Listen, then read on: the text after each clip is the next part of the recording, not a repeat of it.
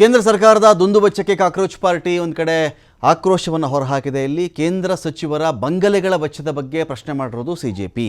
ಸಚಿವರ ನಿವಾಸಗಳ ನವೀಕರಣಕ್ಕೆ 547 ಕೋಟಿ ರೂಪಾಯಿಗಳನ್ನು ಇವರು ಖರ್ಚು ಮಾಡಿಕೊಂಡಿದ್ದಾರೆ. ಇತ್ತೀಚೆಗೆ ಏನಾಯಿತು, ಇದೇ ಕಾಕ್ರೋಚ್ ಪಾರ್ಟಿ ಅಭಿಜಿತ್ ದೀಪ್ಗೆ ಬೇರೆ ಬೇರೆ ಶಾಲೆಗಳಿಗೆ ವಿಸಿಟ್ ಕೊಡೋಕ್ಕೆ ಶುರು ಮಾಡಿದರು.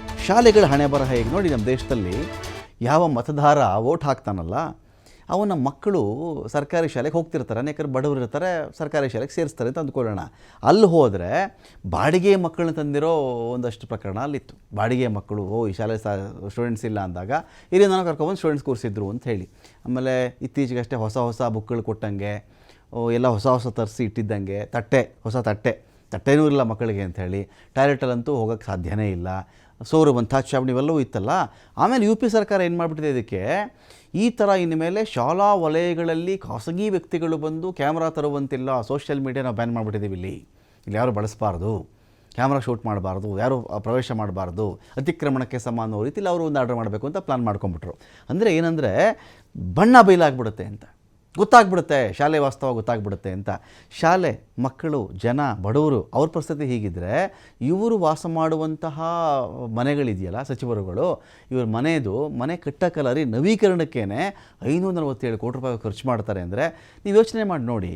547 ಕೋಟಿ ರೂಪಾಯಿಗಳಲ್ಲಿ ಒಂದು ಶಾಲೆಯ ಸುಮಾರು ನವೀಕರಣಕ್ಕೆ ನಾನು ಹೇಳ್ತಿರೋದು, ತೀರಾ ಐಷಾರಾಮಿ ನವೀಕರಣ ಬೇಡ, ಏನು ರಿಪೇರಿ ಕೆಲಸ ನಾನು ಮಾತಾಡ್ತೀನಿ. ಇಲ್ಲಿ ಚಾವಣಿ ಸೋರ್ತಿರುತ್ತೆ, ಟಾಯ್ಲೆಟ್ ಚೆನ್ನಾಗಿರಲ್ಲ, ಯಾವುದೋ ಮಕ್ಕಳಿಗೆ ಊಟಕ್ಕೆ ತಟ್ಟೆ ಇರಲ್ಲ, ಸರಿ ಅಂತ ಬೋರ್ಡೇ ಇರಲ್ಲ, ಬೋರ್ಡ್ ಮೇಲೆ ಬರೆದ್ರೆ ಕಾಣಿಸೋದೇ ಇಲ್ಲ, ಬುಕ್ಸ್ ಇರಲ್ಲ, ಶೂ ಕೊಟ್ಟಿರಲ್ಲ, ಸಾಕ್ಸ್ ಇರಲ್ಲ.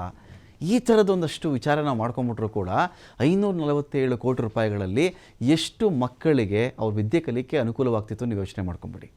ಒಂದೊಂದು ಶಾಲೆಗೆ ಒಂದು 3 ಲಕ್ಷ, ಒಂದು 4 ಲಕ್ಷ, ಸ್ವಲ್ಪ ಸಿಮೆಂಟು, ಗಾರೆ, ಒಂದಷ್ಟು ಕೂಲಿ, ಸೋರುವಂಥ ಚಾವಣಿ ರಿಪೇರಿಗೆ, ಕೂತ್ಕೊಳ್ಳಿಕ್ಕೆ ಒಂದು ಯಾವುದೋ ಒಂದಷ್ಟು ಮೇಜು ಅಥವಾ ಮುರಿದು ಹೋಗಿರೋ ಮೇಜುಗಳ ರಿಪೇರಿ, ನೂರಾರು ಶಾಲೆ ರಿಪೇರಿ ಮಾಡ್ಬೋದಾಗಿತ್ತಲ್ವಾ. ಇವರಿಗೆ ಡೆಕೋರೇಷನ್ ಬೇಕು ಒಳಗಡೆ, ಅದಕ್ಕೆ ಇಷ್ಟು ಖರ್ಚು ಮಾಡ್ಕೊಂಡಿದ್ದಾರೆ ಇವರು ಅಂತ. ಈ ಹಣವನ್ನು ಸರ್ಕಾರಿ ಶಾಲೆ ಸುಧಾರಣೆ ಮಾಡಲಿಕ್ಕೆ ಬಳಸಬಹುದಾಗಿತ್ತು. 10 ಹೊಸ ಸರ್ಕಾರಿ ಶಾಲೆಗಳನ್ನೇ ಕಟ್ಟಬಹುದಾಗಿತ್ತು. ಕೇಂದ್ರ ಸರ್ಕಾರದ ದುಂದು ವೆಚ್ಚಕ್ಕೆ ಸಿಜೆಪಿ ಈ ರೀತಿಯಲ್ಲಿ ಆಕ್ರೋಶವನ್ನು ಹೊರಹಾಕಿದೆ.